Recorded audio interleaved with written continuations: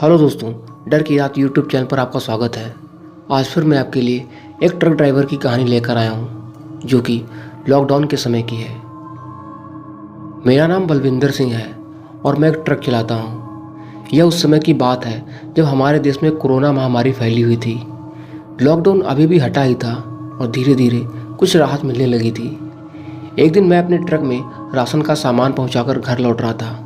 तभी रास्ते में मेरे ट्रक में खराबी आ गई। पिछले 24 घंटों से मेरा ट्रक एक हाईवे के किनारे खड़ा था। उसमें कुछ ऐसी खराबी थी जिस पर मैकेनिक काम कर रहा था। सड़क पर दूसरी कोई गाड़ी नहीं दिख रही थी। वह मैकेनिक पास के ही गांव में रहता था। उसने सुबह से शाम तक अपनी पूरी कोशिश की, लेकिन ट्रक ठीक नहीं हो पाया। अंत में मुझसे बोला कि उस्ताद, यह ट्रक तभी ठीक हो पाएगा जब बाजार खुलेगा, क्योंकि मेरे पास भी इस ट्रक के पार्ट्स नहीं हैं। उसके बाद वह मैकेनिक अपने गांव की तरफ चला गया। शाम हो चुकी थी और सड़क पर सन्नाटा पसरा हुआ था, क्योंकि डर के मारे कोई भी अपने घर से बाहर नहीं निकल रहा था। मैं ट्रक में चढ़ा और अपनी किस्मत को कोसते हुए अपनी सीट पर सिर पकड़कर बैठ गया। मेरे फ़ोन की बैटरी भी खत्म हो चुकी थी। एक तो ट्रक चालू नहीं हो रहा था और ऊपर से फ़ोन भी बंद पड़ा था, जिसकी वजह से मैं अपने घर पर भी बात नहीं कर पा रहा था। मैंने रात के खाने के लिए खिचड़ी चढ़ा दी थी और फिर खिचड़ी खाकर मैं ड्राइविंग सीट के पीछे वाली सीट पर जाकर सो गया। करीब आधी रात में मुझे लोहे के औजारों की आवाज़ आने लगी, जिससे मेरी नींद खुल गई। ऐसा लग रहा था जैसे कोई लोहे के औजारों से मेरे ट्रक के नीचे कोई नट बोल्ट टाइट कर रहा हो। मैंने सीट के नीचे से एक लोहे की रॉड निकाली और एक टॉर्च जलाकर आवाज़ दी, हाँ भाई, कौन है? तुम्हें क्या चाहिए? मैंने टॉर्च की रोशनी डाली तो देखा वहाँ कोई भी नहीं था। मैंने अच्छे से ट्रक के आसपास भी देखा, मगर कोई दिखाई नहीं दिया। सड़क के किनारे एक घना जंगल था। उसमें भी मैंने टॉर्च की रोशनी डालकर अच्छे से देखा, मगर जहाँ तक उस टॉर्च की रोशनी जा रही थी मुझे कोई नहीं दिखा। मगर मुझे फिर से वही आवाज़ आने लगी, लोहे के औजारों के खनकने की आवाज़। इस बार मैंने कोई आवाज़ नहीं की, बस दबे कदमों से ट्रक के नीचे उतरा और झुककर ट्रक के नीचे टॉर्च की रोशनी डाली, मगर इस बार भी वहाँ कोई नहीं था। तभी मुझे मेरे पीछे किसी के चलने की आवाज़ सुनाई दी। मैंने तुरंत पलटकर उस तरफ देखा तो मुझे खेतों के बीच की एक पगडंडी पर कोई भागता हुआ सा दिखाई दिया। मैं उसे गाली देता हुआ उसके पीछे भागा। यह वही रास्ता था जिधर वह मैकेनिक गया था, जिस तरफ उसका गाँव था। खेतों के बीच भागते भागते मैं एक ट्यूबवेल के पास पहुँचा। मैंने चारों तरफ टॉर्च की रोशनी से देखा। चारों तरफ सिवाय खेतों के कुछ नहीं था। आसमान साफ था और चांद पूरा खिला हुआ था, जिसकी चांदनी से दूर दूर तक थोड़ा बहुत दिखाई दे रहा था, मगर दूर दूर तक कोई गांव नहीं था। मैंने ट्यूबवेल से पानी पिया और वापस अपने ट्रक की तरफ आने लगा, मगर जब मैं खेतों के बीच पगडंडी में चल रहा था तब मुझे मेरे पीछे से किसी के भारी कदमों की आवाज़ आ रही थी। मैंने तुरंत पलटकर पीछे देखा, मगर मेरे पीछे कोई नहीं था। मैं वापस अपने रास्ते पर चलने लगा। तभी मेरे कंधे पर किसी ने हाथ रखा। मैंने पलटकर पीछे देखा, मगर इस बार भी मेरे पीछे कोई नहीं था। मैं इतना तो समझ गया था, यहाँ पर कुछ गड़बड़ है, कोई भूत या प्रेत, क्योंकि कदमों की आवाज़ और मेरे कंधे पर वह हाथ, वह सब इतना सच्चा था कि मुझे यकीन हो गया था कि वहाँ कोई है। मगर उसका ना दिखना इसका मतलब साफ था कि वहाँ भूत है। मैं तुरंत अपने ट्रक की तरफ भागा। मैं खेतों के बीच पगडंडी में बेतहाशा भागता जा रहा था। तभी मेरी नज़र मेरे ट्रक के पास गई। मैंने अपने ट्रक के पास एक धुंधली परछाई को खड़े देखा। अंधेरे की वजह से मैं साफ नहीं देख पा रहा था। मेरी हिम्मत नहीं हुई उसके करीब जाने की। मैंने टॉर्च की रोशनी उस धुंधली परछाई के ऊपर डाली तो देखा वहाँ पर एक आदमी खड़ा था। मैंने ऊपर से नीचे तक उस पर टॉर्च की रोशनी डाली और उसे अच्छे से देखा।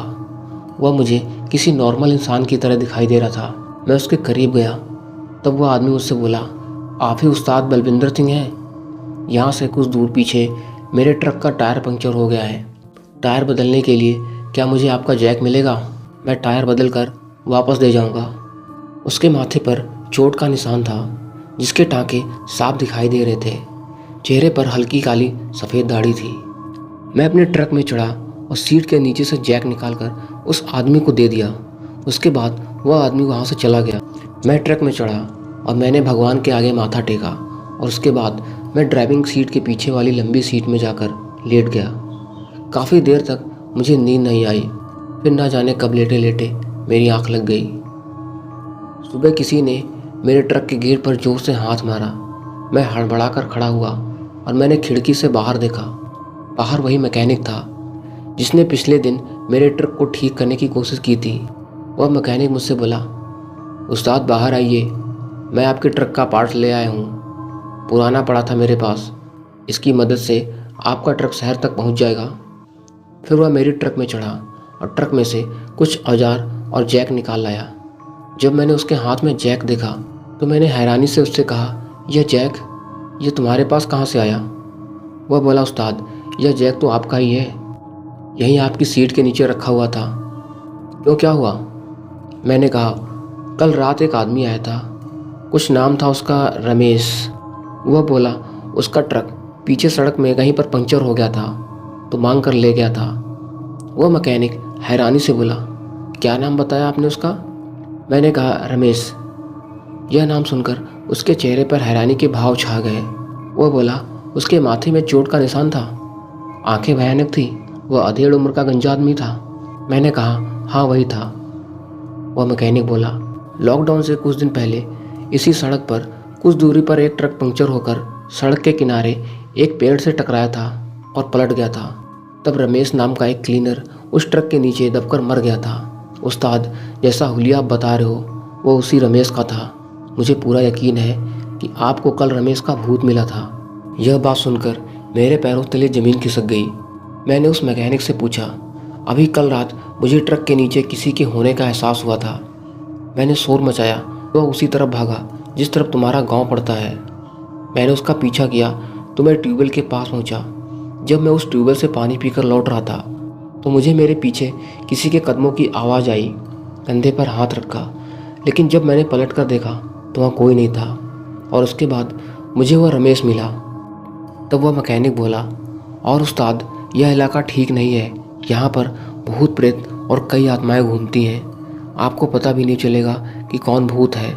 और इतना कहकर वह मैकेनिक मेरे ट्रक के नीचे घुसा और ट्रक को ठीक करने में जुट गया। कुछ देर बाद वह बाहर आया और मैंने उसे 500 का एक नोट थमा दिया। वह आखिरी 500 का नोट था जो मेरे पास था। उसके अलावा मेरे पास सिर्फ 100 के 2 नोट बचे हुए थे और कोई पैसा मेरे पास नहीं था। वह मैकेनिक मुझसे बोला, उस्ताद ट्रक को ज़रा धीरे धीरे चलाना। इतना कहकर वह फिर उसी तरफ चला गया जिस तरफ वह कल रात गया था। अजीब बात थी, वह उस तरफ क्यों जा रहा था जबकि उधर तो दूर दूर तक कोई गांव था ही नहीं। मैं अपने ट्रक में चढ़ा और ट्रक स्टार्ट करके शहर की ओर बढ़ गया। काफ़ी दूर पहुंचकर मुझे एक गांव मिला और वहाँ एक ढाबे के पास मैंने अपना ट्रक रोका और दाल रोटी ऑर्डर की। खाना खाकर जब मैं पैसा चुकाने के लिए काउंटर पर गया तो मैंने पैसा चुकाने के लिए अपनी जेब में हाथ डाला और पैसे बाहर निकाले। तब मेरे हाथ में 700 रुपये थे। 100 के 2 नोट के अलावा 500 का नोट भी था। वह आखिरी नोट जो मैंने उस मैकेनिक को दिया था। फिर यह नोट वापस मेरी जेब में कैसे आ गया, मुझे कुछ समझ नहीं आया। तब मुझे उस मैकेनिक की बात याद आई, उस्ताद यह इलाका ठीक नहीं है, यहाँ पर भूत प्रेत और कई आत्माएं घूमती हैं, आपको पता भी नहीं चलेगा कि कौन भूत है और कौन इंसान।